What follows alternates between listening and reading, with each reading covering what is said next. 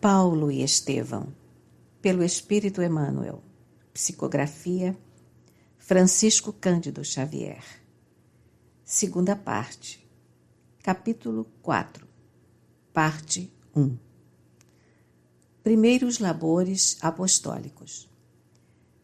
Transformado em rude operário, Saulo de Tarso apresentava notável diferença fisionômica. Acentuara-se-lhe a feição de asceta. Os olhos, contudo, denunciando o homem ponderado e resoluto, revelavam igualmente uma paz profunda e indefinível.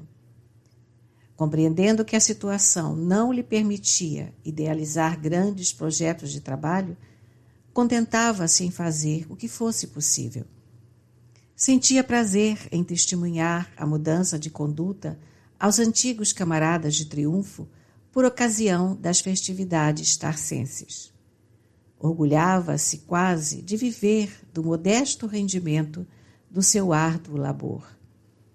Vezes várias, ele próprio atravessava as praças mais frequentadas, carregando pesados fardos de pelo caprino. Os conterrâneos admiravam a atitude humilde, que era agora o seu traço dominante. As famílias ilustres contemplavam-no com piedade. Todos os que o conheceram na fase áurea da juventude não se cansavam de lamentar aquela transformação. A maioria tratava-o como alienado pacífico. Por isso, nunca faltavam encomendas ao tecelão das proximidades do Tauro.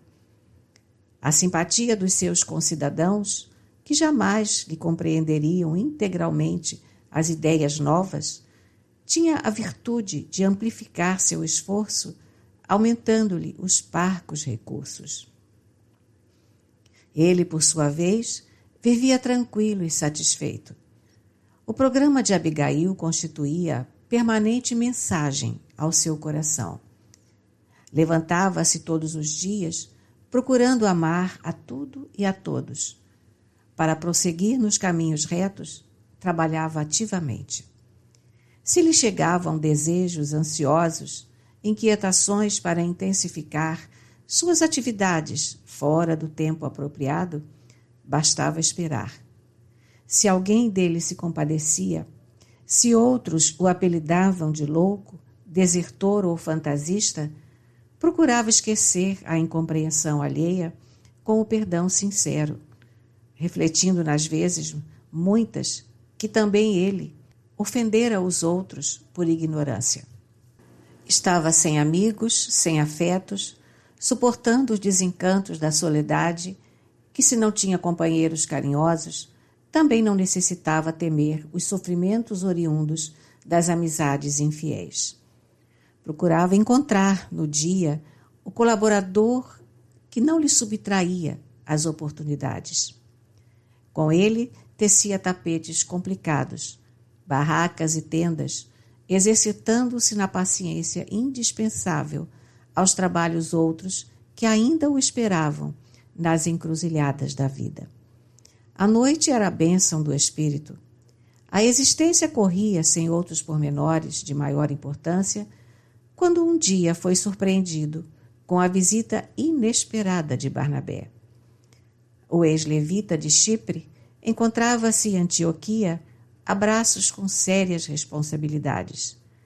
A igreja ali fundada reclamava a cooperação de servos inteligentes.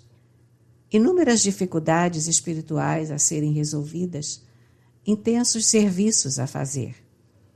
A instituição fora iniciada por discípulos de Jesus sob os alvitres generosos de Simão Pedro. O ex-pescador de Cafarnaum ponderou que deveriam aproveitar o período de calma no capítulo das perseguições para que os laços do Cristo fossem dilatados. Antioquia era dos maiores centros operários.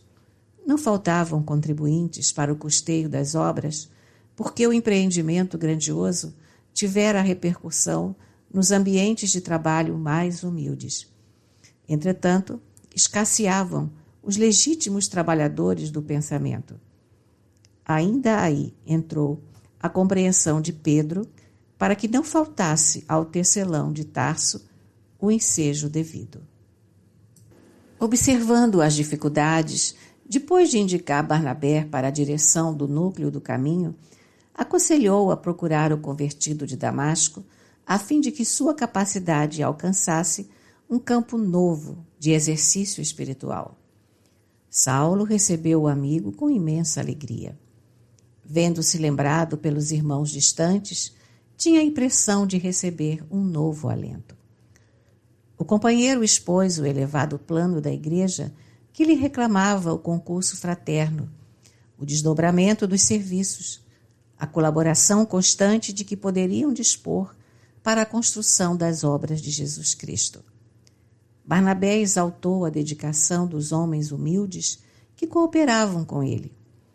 A instituição, todavia, reclamava irmãos dedicados que conhecessem profundamente a lei de Moisés e o evangelho do Mestre, a fim de não ser prejudicada a tarefa da iluminação intelectual. O ex-rabino edificou-se com a narração do outro e não teve dúvidas em atender ao apelo. Apenas apresentava uma condição, qual a de prosseguir no seu ofício, de maneira a não ser pesado aos seus confrades de Antioquia. Inútil qualquer objeção de Barnabé nesse sentido. Pressuroso e prestativo, Saulo de Tarso em breve se instalava em Antioquia, onde passou a cooperar ativamente com os amigos do Evangelho. Durante largas horas do dia, consertava tapetes ou se entretinha no trabalho de tecelagem. Destarte, ganhava o necessário para viver, tornando-se um modelo no seio da nova igreja. Utilizando o grande cabedal de experiências já adquirido nas refregas e padecimentos do mundo, jamais o viam ocupar os primeiros lugares. Nos Atos dos Apóstolos, vemos-lhe o nome citado sempre por último, quando se referem aos colaboradores de Barnabé. Saulo havia aprendido a esperar. Na comunidade, preferia os labores mais simples. Sentia-se bem atendendo aos doentes numerosos. Recordava Simão Pedro e procurava cumprir os novos deveres na pauta da bondade despretensiosa, embora imprimindo em tudo o traço da sua sinceridade e franqueza, quase ásperas. A igreja não era rica, mas a boa vontade dos componentes parecia provê-la de graças abundantes. Antioquia, cidade cosmopolita, tornara-se um foco de grandes devassidões. Na sua paisagem enfeitada de mármores preciosos, que deixavam entrever a opulência dos habitantes, proliferava toda a espécie de abusos. Os fortunosos entregavam-se aos prazeres licenciosos desenfreadamente. Os bosques artificiais reuniam assembleias galantes, onde criminosa tolerância caracterizava todos os propósitos. A cidade estava cheia de mercadores que se guerreavam sem tréguas, de ambições inferiores, de dramas passionais. A riqueza pública ensejava grandes possibilidades às extravagâncias. Mas, diariamente, à noite, se reuniam na casa singela, onde funcionava a célula do caminho, grandes grupos de pedreiros, de soldados paupérrimos, de lavradores pobres, ansiosos todos pela mensagem de um mundo melhor. As mulheres de condição humilde compareciam igualmente em grande número. A maioria dos frequentadores interessavam-se por conselhos e consolações, remédios para as chagas do corpo e do espírito. Geralmente eram Barnabé e Manahem, os pregadores mais destacados, ministrando o evangelho às assembleias heterogêneas. Saulo de Tarso limitava-se a cooperar. Ele mesmo notara que Jesus, por certo, recomendara absoluto recomeço em suas experiências. Certa vez, fez o possível por conduzir as pregações gerais, mas nada conseguiu. A palavra, tão fácil noutros tempos, parecia retrair-se-lhe na garganta. Compreendeu que era justo padecer as torturas do reinício em virtude da oportunidade que não soubera valorizar. Não obstante as barreiras que se antepunham às suas atividades, jamais se deixou avassalar pelo desânimo. Se ocupava a tribuna, tinha extrema dificuldade na interpretação das ideias mais simples. Por vezes, chegava a corar de vergonha ante o público que lhe aguardava as conclusões com ardente interesse, dada a fama de pregador de Moisés no Templo de Jerusalém. Além disso, o sublime acontecimento de Damasco cercava-o de nobre e justa curiosidade. O próprio Barnabé, várias vezes, surpreendera-se com a sua dialética confusa na interpretação dos evangelhos e refletia na tradição do seu passado como rabino, que não chegara a conhecer pessoalmente, e na timidez que o assomava, justo no momento de conquistar o público. Por esse motivo, foi afastado discretamente da pregação e aproveitado noutros mistérios. Saulo, porém, compreendia e não desanimava. Se não era possível regressar de pronto ao labor da pregação, preparar-se-ia de novo para isso. Nesse intuito, retinha irmãos humildes na sua tenda de trabalho e, enquanto as mãos teciam com segurança, entabulava conversas sobre a missão do Cristo. À noite, promovia palestras na igreja com a cooperação de todos os presentes. Enquanto não se organizava a direção superior para o trabalho das assembleias, sentava-se com os operários e soldados que compareciam em grande número. Interessava a atenção das lavadeiras, das jovens doentes, das mães humildes. Lia às vezes trechos da lei e do evangelho, estabelecia comparações, provocava pareceres novos. Dentro daquelas atividades constantes, a lição do mestre parecia sempre tocada de luzes progressivas. Em breve, o ex-discípulo de Gamaliel tornava-se um amigo amado de todos. Saulo sentia-se imensamente feliz. Tinha enorme satisfação sempre que via a tenda pobre repleta de irmãos que o procuravam, tomados de simpatia. As encomendas não faltavam. Havia sempre trabalho suficiente para não se tornar pesado a ninguém. Ali conheceu Trófimo, que lhe seria companheiro fiel em muitos transes difíceis. Ali abraçou Tito pela primeira vez, quando esse abnegado colaborador mal saía da infância. A existência para o ex-rabino não podia ser mais tranquila, nem mais bela. Era-lhe o dia cheio das notas harmoniosas do trabalho digno e construtivo. À noite, recolhia-se à igreja em companhia dos irmãos, entregando-se prazenteiro às lides sublimes do Evangelho. A instituição de Antioquia era, então, muito mais sedutora que a própria igreja de Jerusalém. Vivia-se ali num ambiente de simplicidade pura, sem qualquer preocupação com as disposições rigoristas do judaísmo. Havia riqueza porque não faltava trabalho.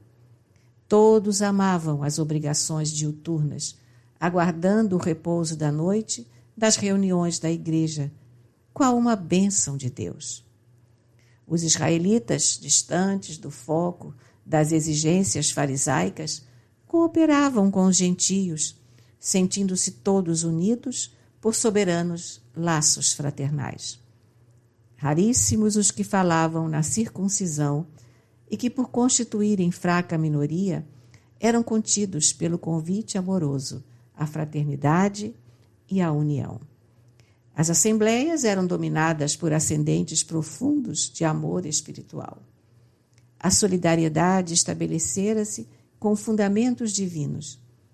As dores e os júbilos de um pertenciam a todos. A união de pensamentos em torno de um só objetivo dava ensejo a formosas manifestações de espiritualidade. Em noites determinadas havia fenômenos de vozes diretas. A instituição de Antioquia foi um dos raros centros apostólicos onde semelhantes manifestações chegaram a atingir culminância indefinível. A fraternidade reinante justificava essa concessão do céu. Nos dias de repouso, a pequena comunidade organizava estudos evangélicos no campo. A interpretação dos ensinos de Jesus era levada a efeito em algum recanto ameno e solitário da natureza, quase sempre às margens do Orontes. Saulo encontrara em tudo isso um mundo diferente. A permanência em Antioquia era interpretada como um auxílio de Deus. A confiança recíproca, os amigos dedicados, a boa compreensão constituem alimento sagrado da alma. Procurava valer-se da oportunidade a fim de enriquecer o celeiro íntimo.